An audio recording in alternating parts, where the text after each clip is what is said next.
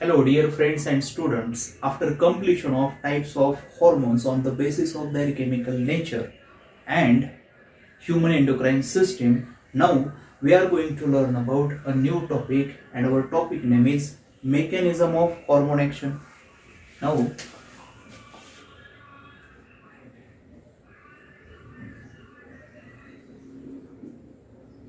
mechanism of hormone action, right? जसं की आपण हॉर्मोनच्या प्रॉपर्टी ऑलरेडी डिस्कस केल्या होत्या. त्यामध्ये एक प्रॉपर्टी आपण मेन्शन केली होती की हॉर्मोन हे ऑर्गन स्पेसिफिक असतात, म्हणजे एका स्पेसिफिक ऑर्गनवरतीच त्या स्पेसिफिक हॉर्मोनचा इफेक्ट हा जनरेट होत असतो. तो कसा, तो आपल्याला या टॉपिकमध्ये बोलायचा आहे. तर कन्सिडर करा की हा तो स्पेसिफिक ऑर्गन आहे आणि स्पेसिफिक ऑर्गनची एक स्पेसिफिक सेल आपण या ठिकाणी काय करू, इथे कन्सिडर करू. आणि या स्पेसिफिक सेलवरती काय प्रेझेंट आहेत, तर रिसेप्टर प्रेझेंट आहेत. ठीक आहे, समजा हे त्यासाठीचं एक रिसेप्टर आहे असं आपण कन्सिडर करू. या स्पेसिफिक रिसेप्टरला येऊन ते हॉर्मोन बाइंड झाल्याच्या नंतर ते हॉर्मोन त्या ऑर्गनवरती इफेक्ट जनरेट करतं. ठीक आहे, तर हे जे रिसेप्टर आहेत या टार्गेट सेलवरती असणारे, म्हणजे हा रिसेप्टर आपण या टार्गेट सेलच्या सेल मेम्ब्रेन वरती ड्रॉ केलेला आहे, म्हणजे तो या सेल मेम्ब्रेन वरती प्रेझेंट आहे किंवा प्लाझ्मा मेम्ब्रेन वरती प्रेझेंट आहे. असे जे स्पेसिफिक रिसेप्टर आहेत, अशा स्पेसिफिक रिसेप्टर्सना आपण काय म्हणतो,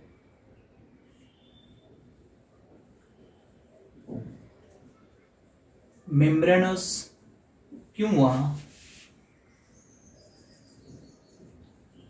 मेम्ब्रेन बाउंड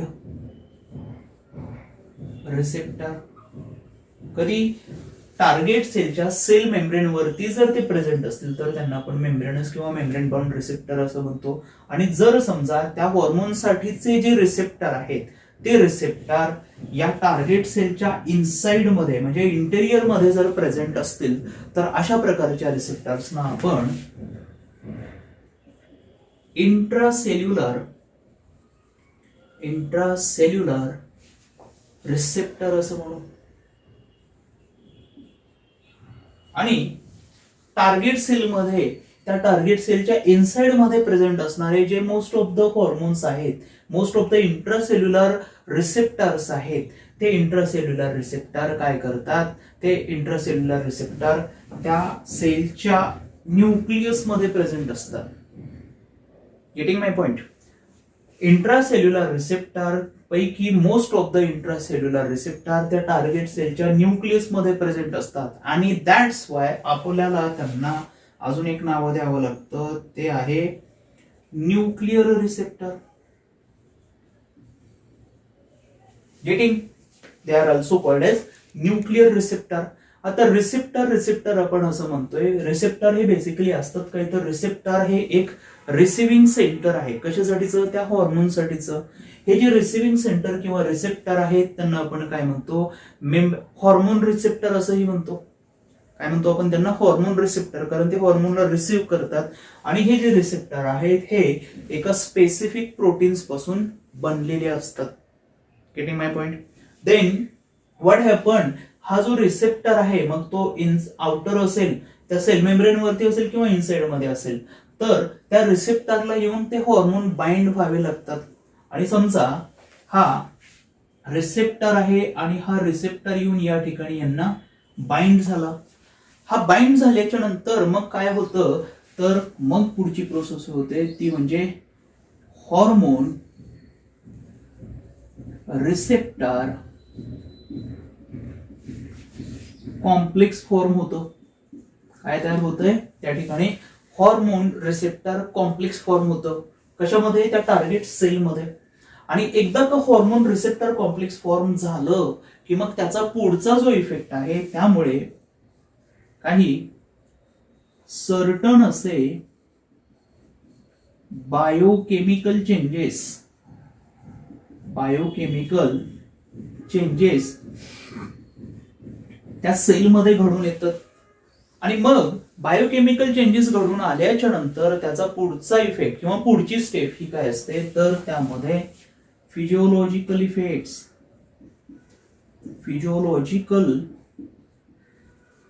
इफेक्ट्स हे जनरेट होतात आणि या पद्धतीनं हॉर्मोन हे त्यांचं मेकॅनिझम परफॉर्म करतात.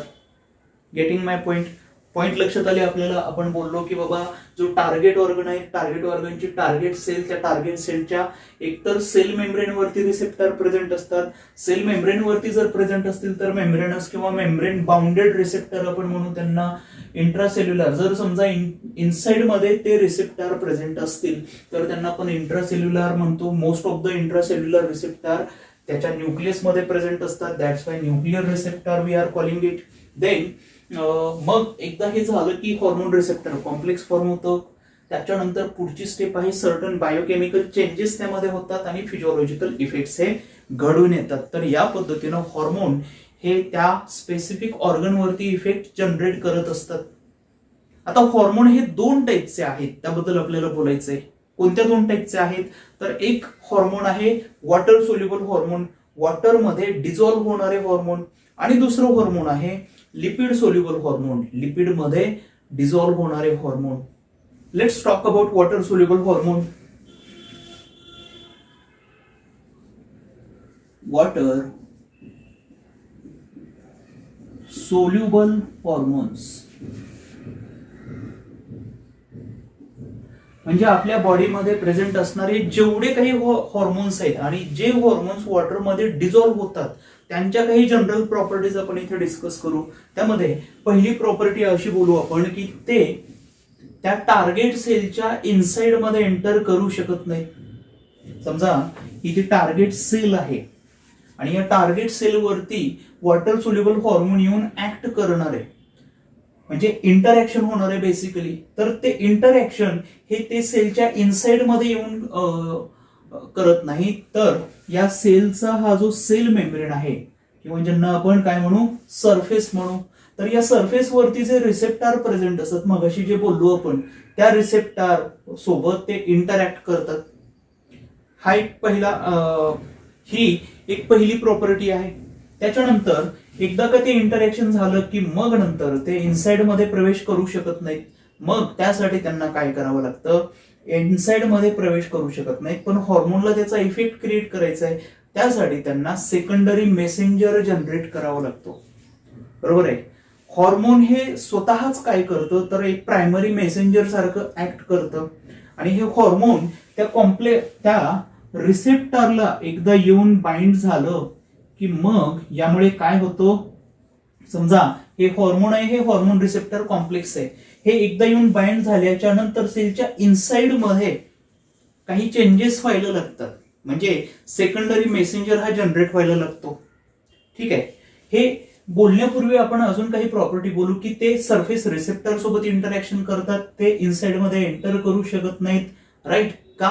कारण आपण बघितलं की सेल मेम्ब्रेन हे लिपिड बायलेअरचं बनलेलं आहे आणि वॉटर सोल्युबल हॉर्मोन हे लिपिड मध्ये डिझॉल्व्ह होऊ शकत नाहीत, म्हणजे वॉटर सोल्युबल हॉर्मोन हे लिपिड इनसोल्युबल आहेत. हे लिपिड इनसोल्युबल आहेत. ठीक आहे. आता इथे आपण जसं एक महत्वाचा शब्द बोललो की ते सेकंडरी मेसेंजर जनरेट करतात. सेकंडरी मेसेंजर या वॉटर सोल्युबल हॉर्मोन्सच्या केसमध्ये कोणते असतात तर secondary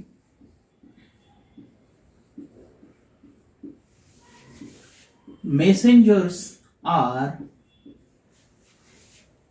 cyclic AMP. Cyclic AMP म्हणजे सायक्लिक ऍडिनोसिन मोनोफॉस्फेट हा एक सेकंडरी मेसेंजर आहे. त्याच्यानंतर IP3 म्हणजे आयोनोसिटोल ट्रायफॉस्फेट हा एक सेकंडरी मेसेंजर आहे वॉटर सोल्युबल हॉर्मोन मध्ये. आणि कॅल्शियम आयन्स. ठीक आहे. हे कॅल्शियम आयन्स काय करतात तर हे सेकंडरी मेसेंजरचं काम करतात. सेकंडरी मेसेंजर काय करतात, एकदा सेकंडरी मेसेंजर जनरेट झाले की मग ते या टार्गेट सेलचं जे सेल्युलर मेटाबॉलिझम आहे ते सेल्युलर मेटाबॉलिझम ते रेग्युलेट करतात. या पद्धतीनं वॉटर सोल्युबल हॉर्मोन, जेवढे काही वॉटर सोल्युबल हॉर्मोन आपल्या बॉडीमध्ये फॉर्म होतात ते या पद्धतीनं परफॉर्म करत असतात. Getting my point? तर हे काही वॉटर सोल्युबल हॉर्मोनचे जनरल पॉइंट्स आहेत. आता वॉटर सोल्युबल हॉर्मोनचं आपण एक एक्झाम्पल इथे मेन्शन करू. त्यामध्ये एक एक्झाम्पल घेऊ आपण, ते म्हणजे कोणतं, तर ते आहे FSH. ठीक आहे, FSH माहिती आहे तुम्हाला. FSH म्हणजे follicle stimulating hormone.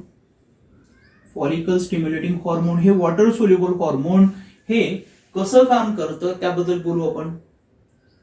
Follicle stimulating hormone हे कशावरती जाऊन ऍक्ट करतं, तर ते ओव्हरीवरती जाऊन ऍक्ट करतं. आपण इथे कन्सिडर करू की इथे एक ही ओव्हरी सेल आहे आणि हा ओव्हरी सेलचा सेल मेम्ब्रेन आणि इथे हे जे आहे ते आहेत लिपिड बायलेअर. कन्सिडर करू आपण, हे आहेत लिपिड बायलेअर, राईट. आणि इथे यासाठीच एक आपण रिसेप्टर.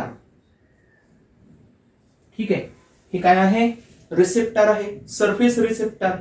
या सेल मेम्ब्रेन वरती FSH साठीच रिसेप्टर प्रेझेंट आहे, जे बेसिकली ग्लायकोप्रोटीन पासून फॉर्म झालेलं असतं. ठीक आहे, तर हे रिसेप्टर आहे. ही ovarian cell membrane. It is a ovarian cell membrane, right. आणि हे आपण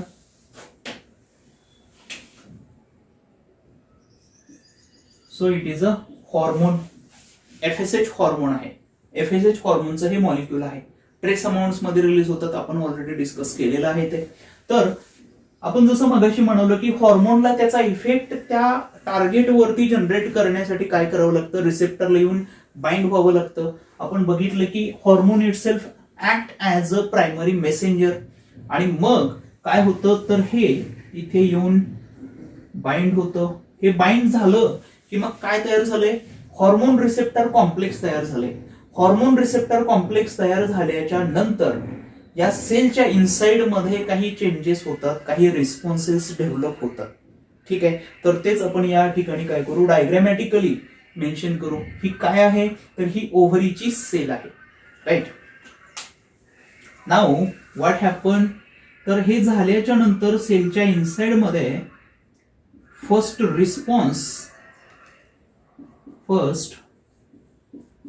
रिस्पॉन्स हा जनरेट होतो. आणि फर्स्ट रिस्पॉन्स जनरेट झाल्यानंतर मग त्यामुळे काय होतो, तर याच्यामुळे जनरेशन ऑफ सेकंडरी मेसेंजर. ठीक आहे, सेकंडरी मेसेंजर या ठिकाणी जनरेट होतात फर्स्ट रिस्पॉन्सच्या नंतर. फर्स्ट काय होत आहे, हॉर्मोन रिसेप्टर कॉम्प्लेक्स तयार होत आहे. हॉर्मोन रिसेप्टर कॉम्प्लेक्स मुळे मग आतमध्ये काही चेंजेस होतात. First response, generation of secondary messenger.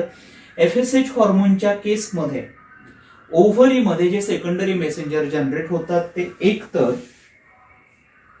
Cyclic AMP चे असतात.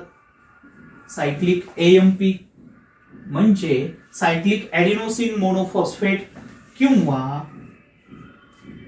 कॅल्शियमचे आयन्स तरी असतात. हे सेकंडरी मेसेंजर असतात. आणि वन्स हे फॉर्म झाले, सेकंडरी मेसेंजर फॉर्म झाले की मग त्या सेलचं सेल्युलर मेटाबॉलिझम ते रेग्युलेट करतात. हे आपण ऑलरेडी डिस्कस केलेलं आहे. याच्यामुळे काय होतं, तर याच्यामुळे सेलमध्ये काही बायोकेमिकल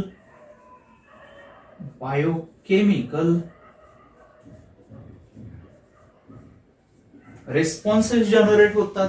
बायोकेमिकल रिस्पॉन्सेस जनरेट झाले की मग त्याच्यानंतर फिजिओलॉजिकल रिस्पॉन्सेस हे या ठिकाणी जनरेट होतात. फिजिओलॉजिकल रिस्पॉन्सेस ओव्हरी सेलमध्ये जनरेट होतो म्हणजे नेमकं काय होतं तर त्यामध्ये ओव्हॅरियन ग्रोथ घडून येते. ओव्हॅरियन ग्रोथ ही घडून येते. कोणामुळे घडून येते? FSH मुळे घडून येते. आय होप हा पॉइंट क्लिअर झालाय सगळ्यांना. सिंपल असा पॉइंट आहे.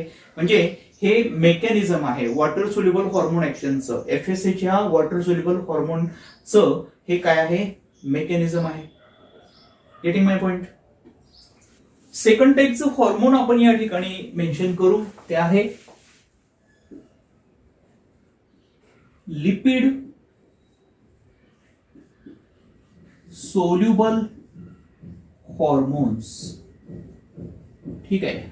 लिपिड सोल्युबल हॉर्मोन्स म्हणजे आपण हॉर्मोनचे टाइप्स त्यांच्या केमिकल नेचरच्या बेसवरती तर आपण डिस्कस केलेले आहेत. आता आपण लिपिड सोल्युबल हॉर्मोन्स बद्दल बोलणार आहोत. लिपिड सोल्युबल हॉर्मोन्सचे काही जनरल पॉइंट्स आपण मेन्शन करू.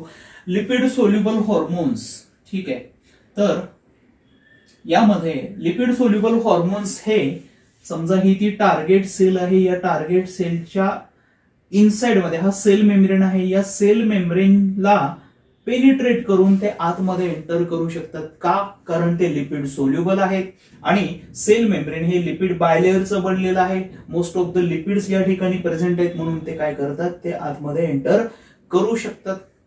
हा पहिला पॉइंट आहे. ही पहिली प्रॉपर्टी आहे लिपिड सोल्युबल हॉर्मोनची. एकदा का इनसाइड मध्ये त्यांनी एंटर केलं की या टार्गेट सेलमध्ये प्रेझेंट असणारं जे न्यूक्लियस आहे, फॉर एक्झाम्पल हे न्यूक्लियस आहे, या न्यूक्लियस मध्ये त्याचा रिसेप्टर प्रेझेंट असतो. हा रिसेप्टर प्रेझेंट असतो आणि या रिसेप्टरला समजा हा त्याचा रिसेप्टर आहे आणि या रिसेप्टरला येऊन हा इनसाइड मध्ये एंटर केलेला हॉर्मोन काय करतो? बाइंड करतो.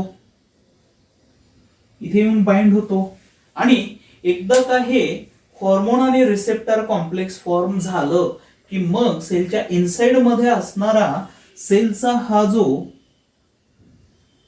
डीएनए आहे, या डीएनए सोबत किंवा त्यालाच आपण जिनोम पण म्हणू शकतो, या डीएनए किंवा जिनोम सोबत या हॉर्मोन रिसेप्टर कॉम्प्लेक्सचं इंटरॅक्शन होत आहे. लक्षात येतंय का? त्या इंटरॅक्शन मधून सेलचं जे काही जीन एक्सप्रेशन आहे स्पेसिफिक असं किंवा त्यालाच आपण क्रोमोझोम फंक्शन असं म्हणू, त्या सेलचं जीन एक्सप्रेशन किंवा क्रोमोझोम फंक्शन हे रेग्युलेट केलं जातं. कशामधून रेग्युलेट होतं हे? तर हॉर्मोन रिसेप्टर कॉम्प्लेक्स आणि त्या सेलचा जिनोम यांच्या इंटरॅक्शन मधून त्या सेलचं जीन एक्सप्रेशन किंवा क्रोमोझोम फंक्शन हे काय होतंय? रेग्युलेट होतंय. आणि या रेग्युलेशन मधून पुढचा जो काही इफेक्ट आहे किंवा पुढची जी स्टेप आहे त्यामध्ये होतंय काय? तर या टार्गेट सेलमध्ये एक सिरीज ऑफ बायोकेमिकल रिस्पॉन्सेस किंवा बायोकेमिकल रिॲक्शन्स ह्या जनरेट होतात किंवा त्याला आपण असं म्हणू की क्युम्युलेटिव्ह बायोकेमिकल रिस्पॉन्सेस या सेलमध्ये जनरेट होतात त्या इंटरॅक्शन मधून म्हणजे किंवा आपण असं म्हणू की जीन एक्सप्रेशन किंवा क्रोमोझोम फंक्शनच्या रेग्युलेशन मधून. ठीक आहे. तर series of biochemical responses generate झाल्याच्या नंतर त्यामुळे त्या सेलमध्ये फिजिओलॉजिकल आणि डेव्हलपमेंट इफेक्ट्स हे क्रिएट होतात. Getting my point. Lipid soluble hormone मध्ये काय काय होतं हे आपण थोडक्यात इथे मेन्शन करतोय. लिपिड सोल्युबल हॉर्मोन हे त्या टार्गेट सेलच्या इनसाइड मध्ये इंटेरियर मध्ये एंटर करू शकतं. आतमध्ये एंटर केल्याच्या नंतर ते त्या रिसेप्टरला जाऊन बाइंड होतं आणि एकदा का ते कॉम्प्लेक्स फॉर्म झालं की ते कॉम्प्लेक्स त्या सेलच्या डीएनएला किंवा जिनोमला जाऊन काय करतं? बाइंड होतं किंवा त्याच्यासोबत इंटरॅक्शन करतं. ते इंटरॅक्शन झाल्याच्या नंतर मग ते त्या सेलचं जे जीन एक्सप्रेशन आहे किंवा क्रोमोझोम फंक्शन आहे ते काय करतात? रेग्युलेट करतात. ते रेग्युलेट झालं की मग काय होतं त्यामुळे? तर ते रेग्युलेट झाल्याच्या नंतर त्या सेलमध्ये क्युम्युलेटिव्ह बायोकेमिकल रिस्पॉन्सेस जनरेट होतात किंवा सिरीज ऑफ बायोकेमिकल रिस्पॉन्सेस त्या ठिकाणी फॉर्म होतात. लक्षात घ्या. आणि त्यामुळे त्या सेलचं जे काही त्या सेलमध्ये होणारे डेव्हलपमेंट किंवा त्या सेलचं जे काही फिजिओलॉजिकल इफेक्ट हे काय होतं त्या ठिकाणी तयार होतं. तर या पद्धतीनं वॉटर सोल्युबल हॉर्मोन हे काय होतात, परफॉर्म होतात. या ठिकाणी लिपिड सोल्युबल हॉर्मोन हे काय करतात, परफॉर्म करतात. आणि लिपिड सोल्युबल हॉर्मोनचे एक्झाम्पल्स आहेत, लिपिड सोल्युबल हॉर्मोनचं एक्झाम्पल आहे स्टिरॉइड हॉर्मोन, स्टिरॉइड हॉर्मोन्स आणि आयोडो थायरोनाइन, ज्यांना आपण T3 आणि T4 असं म्हणतो. तर हे एक्झाम्पल्स आहेत लिपिड सोल्युबल हॉर्मोन्सचे. Getting my point, right? Getting, I hope you are getting my point. Now आपण एक एक्झाम्पल घेऊ आणि एक्झाम्पल घेऊन आपण एक डायग्रॅमॅटिक रिप्रेझेंटेशन शो करू लिपिड सोल्युबल हॉर्मोन हे कसे परफॉर्म करतात त्याचं. Now we will get an example of lipid soluble hormone and the example is that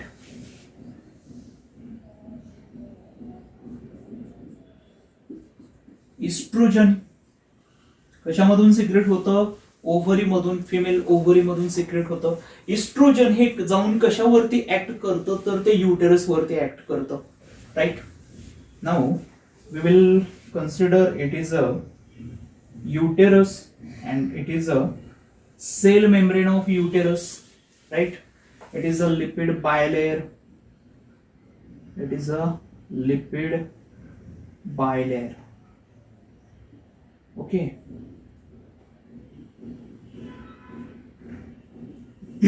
यांना आपण काय म्हणू, युटेराइन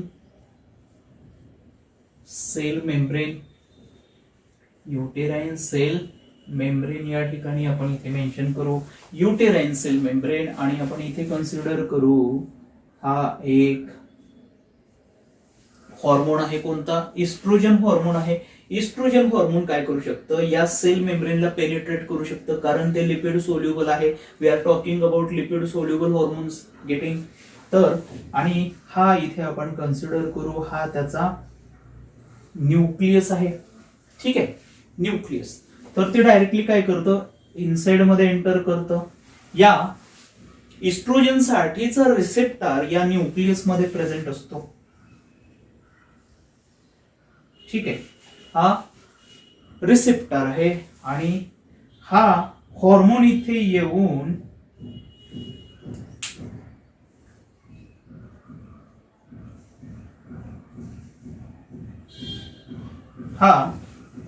येऊन या रिसेप्टरला बाइंड झालाय. हा इथे येऊन बाइंड झाल्याच्या नंतर जसं आपण म्हणालो की हा काय करतो, या सेलचा जो जिनोम आहे किंवा हा जो सेलचा डीएनए आहे, या डीएनए सोबत तो इंटरॅक्ट करतो. कोण, हॉर्मोन रिसेप्टर कॉम्प्लेक्स, हे कॉम्बिनेशन याच्यासोबत इंटरॅक्ट करतं. आणि हे इंटरॅक्शन मग काय होतं, तर या इंटरॅक्शन मधून मेसेंजर आरएनए फॉर्म होतो, बरोबर आहे. मेसेंजर आरएनए कशासाठी आहे, तर प्रोटीनच्या सिंथेसिस साठी आहे, राईट. यामधून काय होतं, यामधून प्रोटीन्स फॉर्म होतात, ठीक आहे. प्रोटीन सिंथेसिस होतं,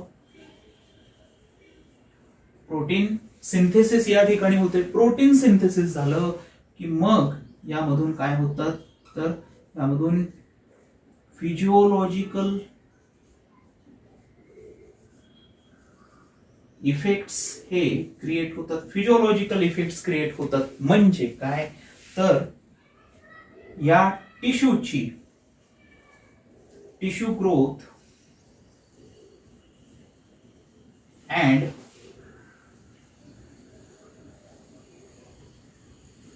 डिफरन्शिएशन या ठिकाणी घडून येतं. काय होतं या ठिकाणी, टिश्यू ग्रोथ आणि डिफरन्शिएशन घडून येत आहे. बघा, हॉर्मोन आहे, हॉर्मोन हा हॉर्मोनचा रिसेप्टर, तो इनसाइड मध्ये एंटर करतो, या रिसेप्टरला बाइंड होतो. रिसेप्टर हॉर्मोन कॉम्प्लेक्स फॉर्म झाल्याच्या नंतर ते या जिनोम सोबत किंवा याला काय म्हणू आपण, याला आपण डीएनए किंवा जिनोम असं इथे मेन्शन करू, ठीक आहे. या डीएनए सोबत याचं इंटरॅक्शन होतं, त्यामधून मेसेंजर आरएनए फॉर्म होतो. मेसेंजर आरएनए काय करतो, प्रोटीनचं सिंथेसिस करतो.